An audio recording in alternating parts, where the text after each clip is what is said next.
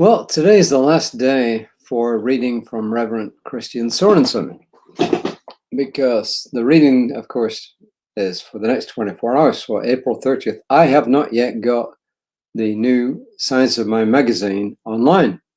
Hopefully it comes in tomorrow. But if it doesn't, we are going to revert to something slightly different, which is Ernest Holmes of the Solomar. I know you can't, unless you can read back to front, you probably can't read that. Ernest Holmes of the Solomar. So we'll see what happens. Either way, there will be a reading tomorrow evening, sometime around about 5 o'clock. I think I'll be free, actually. I've got a pretty busy schedule tomorrow, but should be free by then. Hope you listened to Reverend Lisa this morning. I did not get the chance. Why? Because I was doing mediation for families, and it took 6 hours minus the driving time, or plus the driving time. So it was a pretty full day. Anyway, here we are. This is the last day to hear from Reverend Dr. Christian Sorensen, at least for this year. He'll probably be back next year. He's a fairly frequent contributor, and my system is not cooperating, so we'll see. He's called this, as you saw in the title, Magnify. I think I put Magnify to Sanctify. It should be Magnify and Sanctify. The first quote is from a well-known teacher of metaphysics in the 20th century, Reverend Dr. Johnny Coleman, Coleman, Johnnnie. And if you don't know Johnny Coleman, well, go on the internet and check it out. This is kind of cool. Stop telling God or Spirit how big your problems are, and start telling your problems how big your divine essence is. I changed up saying a little bit. So in other words, instead of complaining to Spirit, the all, about how big your problems are, then look at your problem and tell it, wow, the divine is working through me now, and any problem by comparison is small. It's not always easy to do that. Sometimes you got to really hang in there. Sometimes you got to do spiritual mind treatment. Sometimes you got to get somebody else to do spiritual mind treatment for you or with you. Ernest Holmes in the Science of Mind textbook says, evolution is the awakening of the soul to a recognition of its unity with the whole. Evolution is the awakening of the soul to a recognition of its unity with the whole. And that's on an individual basis and on a human level basis.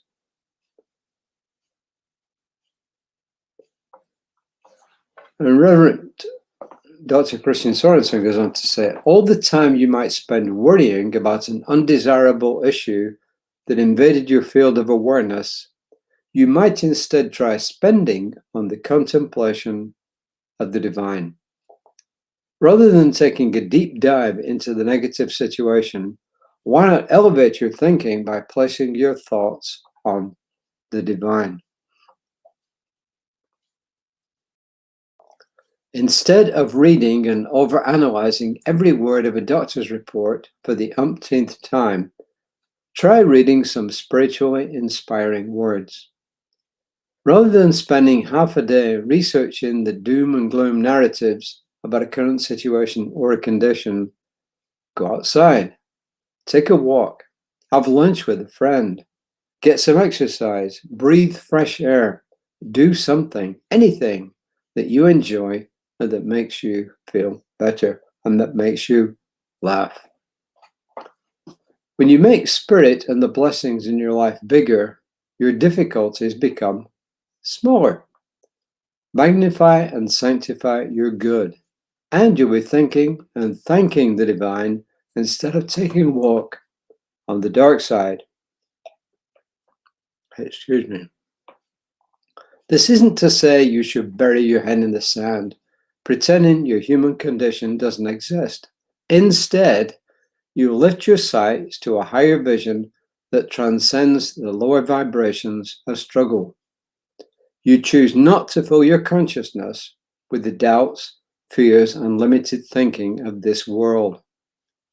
Go to spirit for spirit, and you'll experience your life breaking free of every point of contention with the restorative blessings of grace.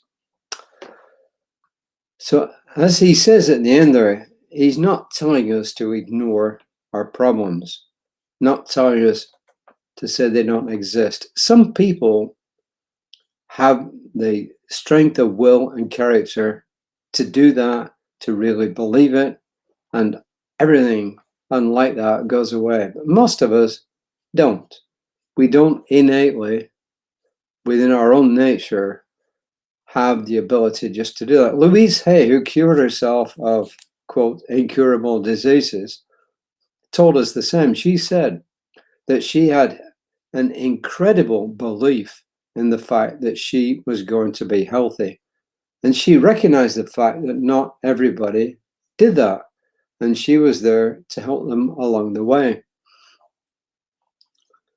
Not all of us have the strength of character within ourselves to just ignore what's going on. But what we can do is we can take a break from it. And when we take a break from it and just go do something fun, something that lifts our spirits, we raise our vibration. And when we raise our vibration, then we start allowing good to come into our lives as opposed to the not so good, which, let's face it, is always a good thing to do. And then, of course, we have what Reverend Christian Sorensen talked about yesterday, which is spiritual mind treatment. He broke down the essence of spiritual mind treatment, which is, as Ernest Holmes said, to look a discordant fact in the face. In other words, do what we're being told today is to admit what's going on and then to look away from it and to focus on what we want. Because it's amazing. When you start focusing on what you want, you start attracting that into your life. It's just the way the universe works, or the way the all works. I'm having a little bit of difficulty speaking today, still a little bit. I am concentrating on moving along in the right direction, and I'm just going to really be brief today and say the affirmation, I changed it a little bit. The affirmation is good. I love taking time to go to spirit for spirit. I love taking time every day to go to spirit for spirit. And if you want to call that meditation, you can. If you want to call it contemplation, you can.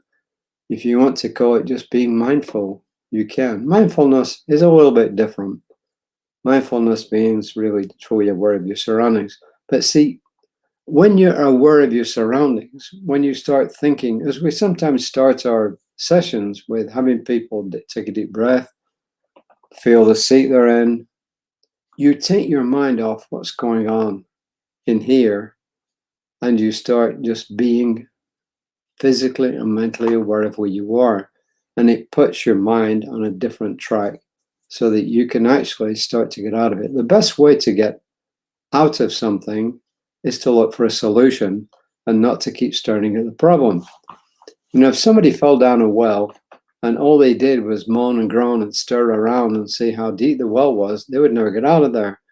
But if they started looking around to see where there are handholds they could climb to get out, if they shouted, would somebody hear them? Is there another way out of the well? I mean, could they go along the stream or wherever it was and get out somewhere else? Once we start looking for solutions, our reticular activating system, that mechanism at the base of our brain here, starts to allow in things that will help us to solve things. It's just a plain fact of the way it works. That's really all I've got to say today. As I said, it's pretty short. And if I do not get the sides of my magazine tomorrow morning or by tomorrow, I will just start reading from Ernest Holmes of the Silmar, which is a fairly new publication. It's lectures and classes from the 1950s from Reverend Dr. Ernest Holmes. So I'm sure would have been happy with just calling him Ernest Holmes without all the titles. I'm sure that would have satisfied him. Remember, Reverend Lisa will be on tomorrow morning at 9 o'clock, and I do believe starting tomorrow, she will be reading from the Science of Mind textbook, which means I won't fall back on it as something to read.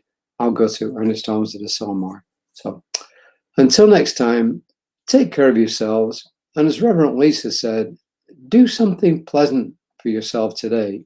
Following on from what Reverend Dr. Christian Sorensen is saying, just have some dessert. If you don't normally eat dessert, have some dessert once in a while. It's not going to do you any harm. It's going to make you feel good.